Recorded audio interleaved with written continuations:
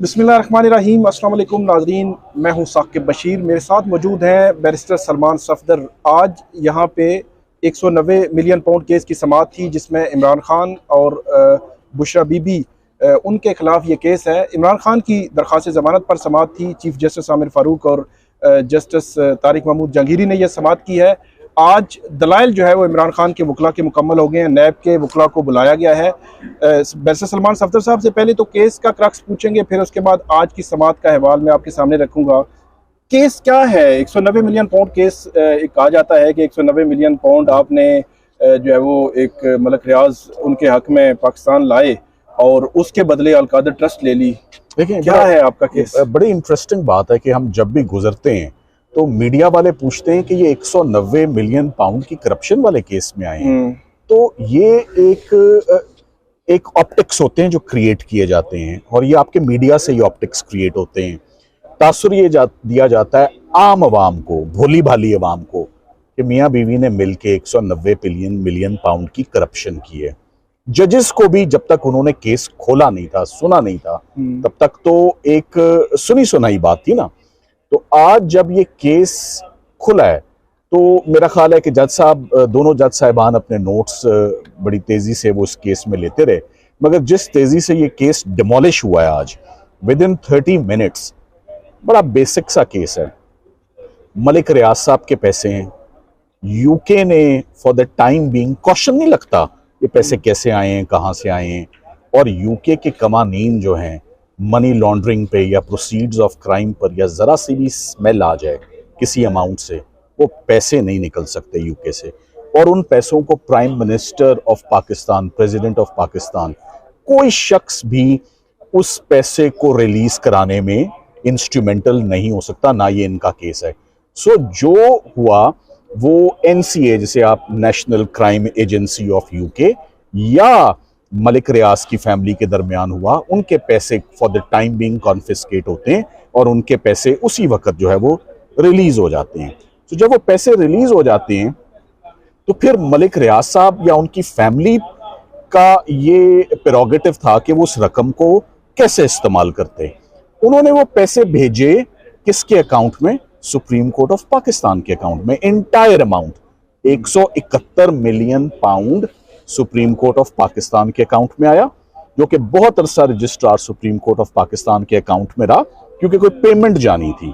और वहां से वो फाइनली पैसे चले जाते हैं स्टेट बैंक ऑफ पाकिस्तान के अकाउंट में नवंबर 2023 में। तो वो सारे के सारे पैसे कहाँ हैं?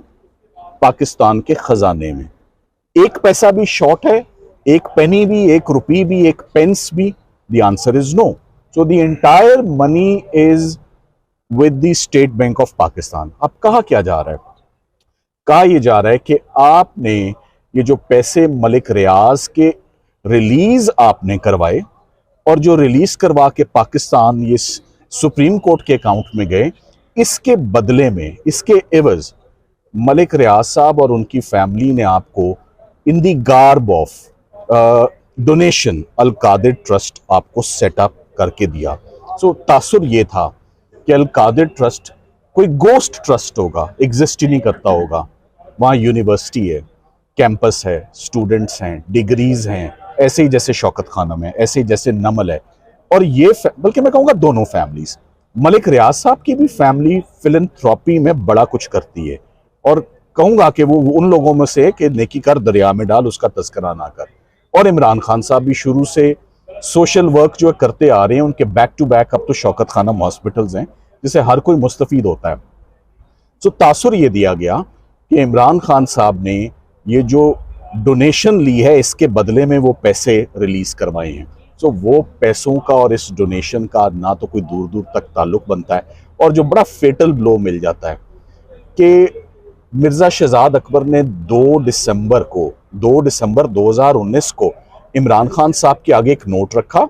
इमरान खान साहब ने कहा ये मेरे अकेले का काम नहीं है, जो भी ये नोट है ये पूरी कैबिनेट के आगे जाएगा। कब गया कैबिनेट के आगे? 3 नवंबर को। पैसे पाकिस्तान कब आ गए सुप्रीम कोर्ट के अकाउंट में?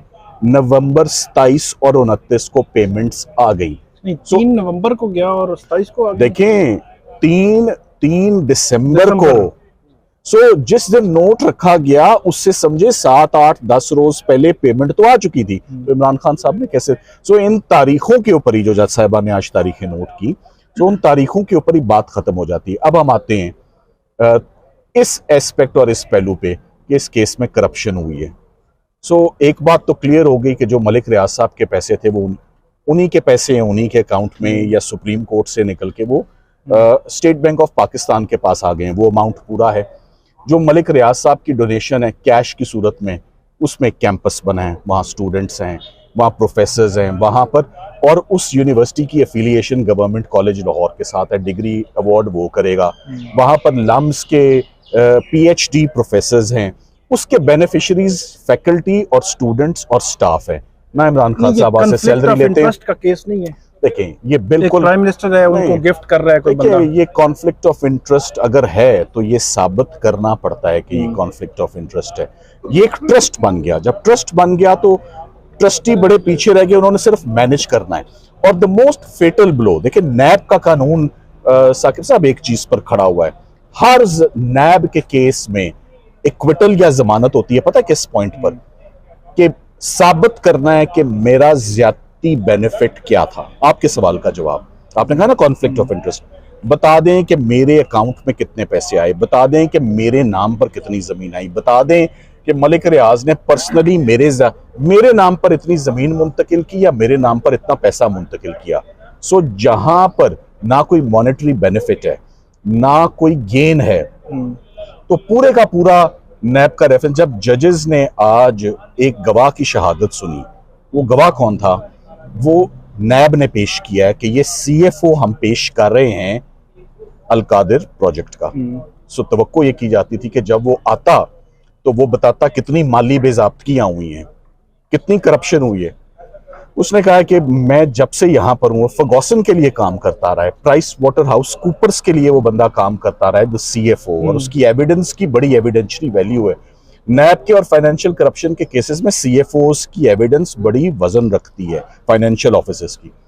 तो उससे जितने सवाल हुए उसने कहा है कोई उनकी मदाखलत नहीं है, कोई सैलरी नहीं है, कोई डिविडेंड्स नहीं है, कोई बेनिफिट्स नहीं है, कोई उन्होंने कभी पैसे अकाउंट नहीं विड्रॉ किए, कभी उनके पैसों उनके अकाउंट में कुछ हमने जमा नहीं करवाया। सो इन शॉर्ट कोई माली बेजाब्तगी नहीं है।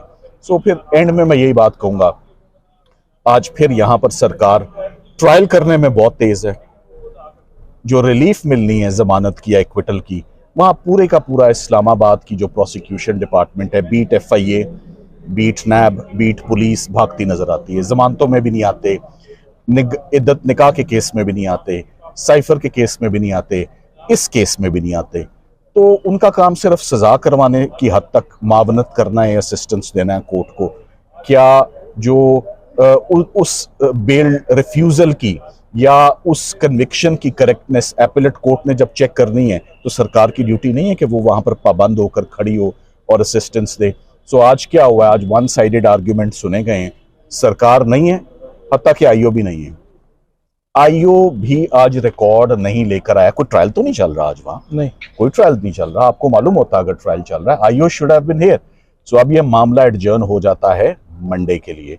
मंडे को यहीं से कोर्ट रिज्यूम करेगी, सरकार के दलाइल सुनेगी, और अलकादिर ट्रस्ट का जो एक हवा बना हुआ है जिसको आप आते जाते पूछते हैं, वो 190 मिलियन, मुझे एक तो ये यकीन है कि आप आज के बाद ये नहीं पूछेंगे कि 190 मिलियन पूरे का पूरा 171 आया था, 171 ही पड़ा हुआ है, जहां पड़ा हुआ है एक पैसे को हाथ नहीं लगाया। अच्छा एक चीज बताइएगा कि आई होप इससे आपको क्लैरिटी आ गई होगी कि करप्शन कहाँ हुई है यहाँ। एक चीज बताइएगा, ये जस्टिस जहांगीरी जो है वो बार बार पूछ रहे थे कि गवर्नमेंट कहाँ से आ गई, ये तो प्राइवेट, मतलब उनकी NCA की अगर मलिक रियाज के साथ सेटलमेंट थी, अगर फर्ज कर लें ये भी मान लिया कि डायरेक्ट सुप्रीम कोर्ट के अकाउंट में आना था, तो फेडरल कैबिनेट और फेडरल गवर्नमेंट से अप्रूवल क्यों जरूरी थी? देखिए ये साबित करे प्रोसिक्यूशन कि इसमें कोई बेजाब्तगी या abuse of power and authority इस्तेमाल की गई। ये तो एक UK जब हमारी गवर्नमेंट को कुछ लिखता है या क्लैरिफिकेशन मांगता है,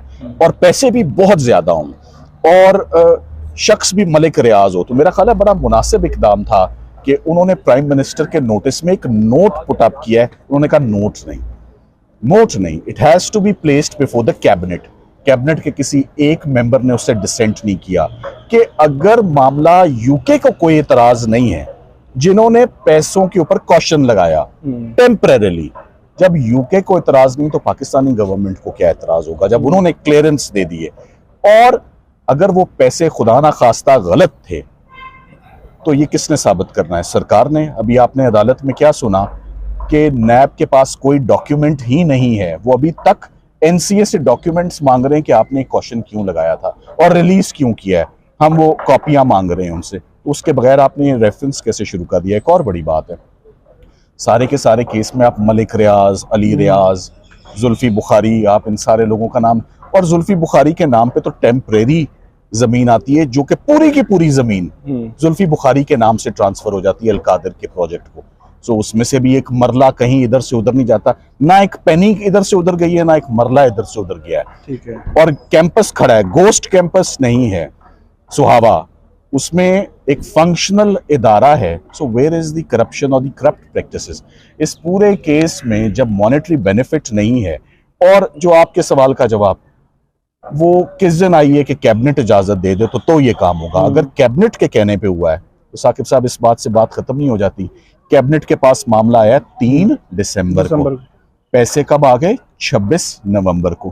पैसे पहले आ चुके हैं, वो इररेलेवेंट था, वो बेमानी था, मगर ठीक किया कि प्राइम मिनिस्टर ने खुद फैसला नहीं किया कि कैबिनेट के सामने रख दे। अच्छा, और इसकी बहुत बड़ी रकम की इंस्टॉलमेंट में आपको ये भी बताता रहूं, वो शहबाज शरीफ साहब के दौर में आई है। अच्छा, एक ट्रेंच कल बता दूंगा मंडे को, एक उसकी किस्त उनके दौर में आई। ऐसे मैंने साइफर में भी कुछ ऐसी बात की थी, तो मंडे को इसकी मजीद वजाहत एक चीज सिर्फ बता दीजिएगा कि ये कहा जाता है 190 मिलियन पाउंड मलक रियाज की मलकियत नहीं था बल्कि स्टेट ऑफ पाकिस्तान की वो था, तो ये इन्होंने मिली भगत करके मलक रियाज को दे दिया। देखिए बात ये कि ये अच्छा सवाल है आपका, क्या ये मुनासिब नहीं है? एक इल्जाम है कि किसी शख्स ने थोड़ा सा बेनिफिट लिया है। आपको पता है इस रेफरेंस में कितने मुल्जिम हैं? 8। प्रोसिक्यूट कितने हो रहे हैं? 2। वो कौन है? मियां बीवी, एक प्राइम मिनिस्टर, एक उनकी वाइफ।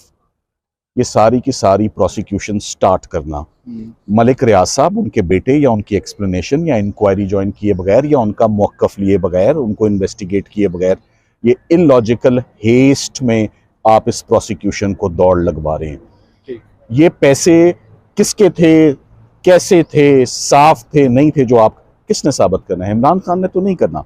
हाँ, एक बड़ा ओवरवेलमिंग इंडिकेटर है जिसको एतराज था और वो लिहाज नहीं करते। यूके क्राइम एजेंसी लिहाज नहीं करती। 1000 पाउंड एक दफा मैंने अपनी हमशीरा के अकाउंट में डाल दिया कैश, उन्होंने वो ब्लॉक कर दिया उनका अकाउंट। उन्होंने कहा बताइए 1000 पाउंड क्यों आया, क्या वैल्यू 1000 पाउंड की? सो वो मुल्क 1000 पाउंड की इन्वेस्टिगेट करता, जब तक बाल की खाल नहीं उतारता ये कैसे आए, रिलीज नहीं करता।